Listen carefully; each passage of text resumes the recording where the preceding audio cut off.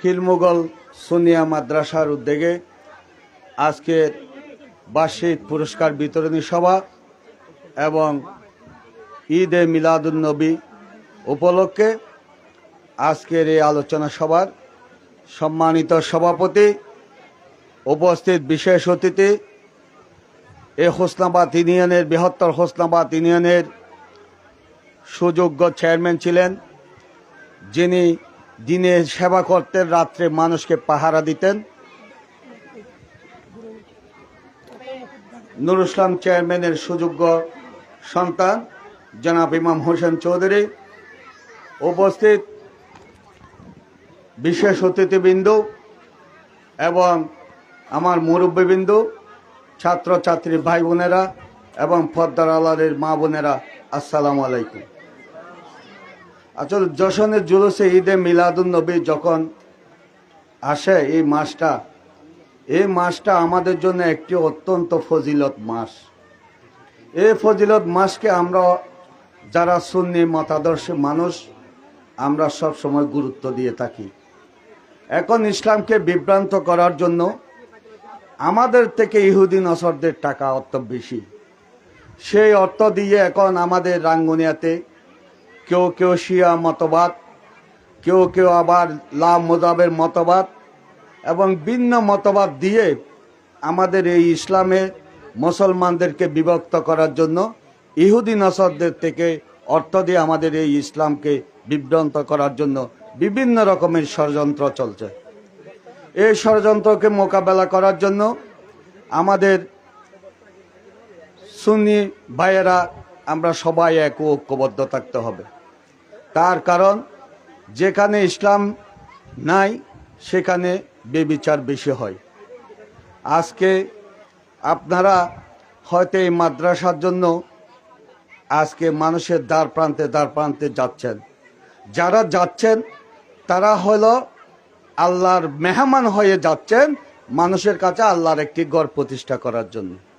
এই জন্য এই কাজে যারা সহযোগিতা করছেন এবং যারা মানুষের কাছ থেকে দান এবং আর্থিক সহযোগিতা আনছেন, উভয়ে কিন্তু পরজীবনের জন্য একটি যে মানবতার কাজ, সেটার উপর ভিত্তি করে পরজীবনে আপনি সুখে থাকার জন্য একটি কর্ম আল্লাহ রব্বুল আলামিন আপনাদেরকে দিয়েছে।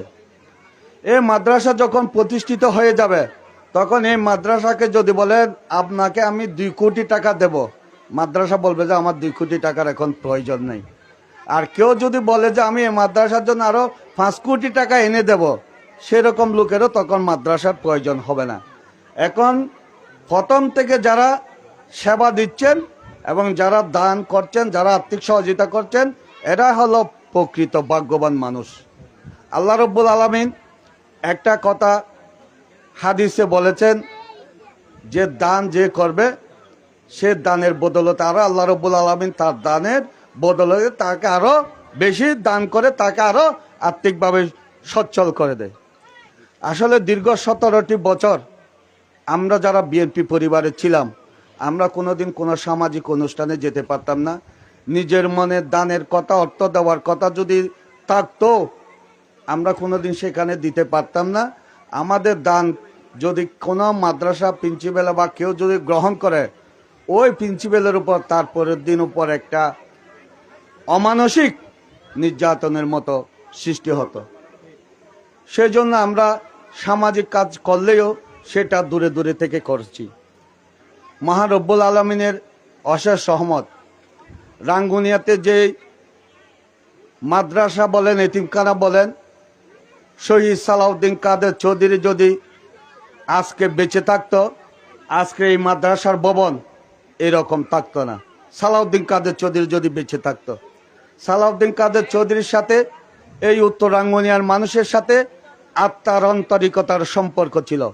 আমরা যে কোনো সময় দেখেছি এখানে মুরব্বী ছিল, নুরুল ইসলাম চেয়ারম্যান ছিল, KKM রহিউদ্দিন চৌধুরী ছিল, ইনুস তালুকদার ছিল এবং আমাদের এই নুরুল ইসলাম চেয়ারম্যান যেটা হোসনাবাদ বৃহত্তর চেয়ারম্যান ছিল, ওনারা সব সময় সালাউদ্দিন কাদের চৌধুরীর সাথে আন্তরিক সম্পর্কের কারণে আমাদের উত্তর রাঙ্গুনিয়ার কোনো ধর্মীয় শিক্ষা প্রতিষ্ঠান সরকারি সাহায্য থেকে বঞ্চিত হয় নাই, নিজের ব্যক্তিগত তরফ থেকে সাহায্য থেকে বঞ্চিত হয় নাই। আল্লাহ রব্বুল আলামিন বিভিন্ন ষড়যন্ত্রের কারণে ওনাকে আজকে দুনিয়া থেকে বিদায় নিতে হয়েছে। তারপরেও শহীদ সালাউদ্দিন কাদের চৌধুরী মরেও অমর হয়ে আছে।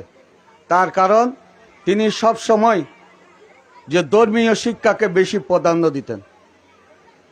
তিনি সব সময় যেখানে গেছেন সেখানে একটি মাদ্রাসা প্রতিষ্ঠার জন্য তিনি সর্বপ্রথম যারা উদ্যোগ নিত তাদেরকে বেশি গুরুত্ব সহকারে দেখত।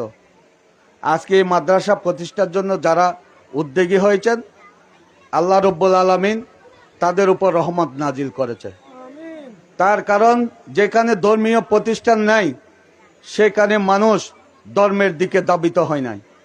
আজকে আমাদের ছাত্র সমাজ, যুব সমাজ যারা বলেন আজকে তারা কিন্তু খারাপের দিকে চলে যাচ্ছে।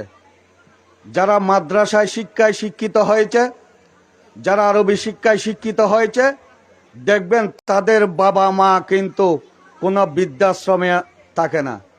যারা মাদ্রাসায় লেখাপড়া করেছে তারা নিজের বাবা মাকে অত্যন্ত গুরুত্ব সহকারে দেখে। আর আমরা যারা বাংলা শিক্ষায় শিক্ষিত হয়েছি, যখন সচিব হয়েছি, যখন ইএনও হয়েছি, বড় বড় যখন সরকারি কর্মকর্তা কর্মচারী হয়েছি, তখন কিন্তু বৃদ্ধ অবস্থা আমার বাবা মা সুখে শান্তিতে থাকতে পারে না। সেজন্য আজকে যারা এই মাদ্রাসা করার জন্য উদ্যোগী হয়েছেন তাদেরকে আমি আন্তরিকভাবে, ব্যক্তিগতভাবে আন্তরিক ধন্যবাদ জানাচ্ছি। এই অবহেলিত এলাকাকে আলোকিত করার জন্য ওনারা উদ্যোগ নিয়েছেন। ইনশাআল্লাহ আমাদের মাননীয়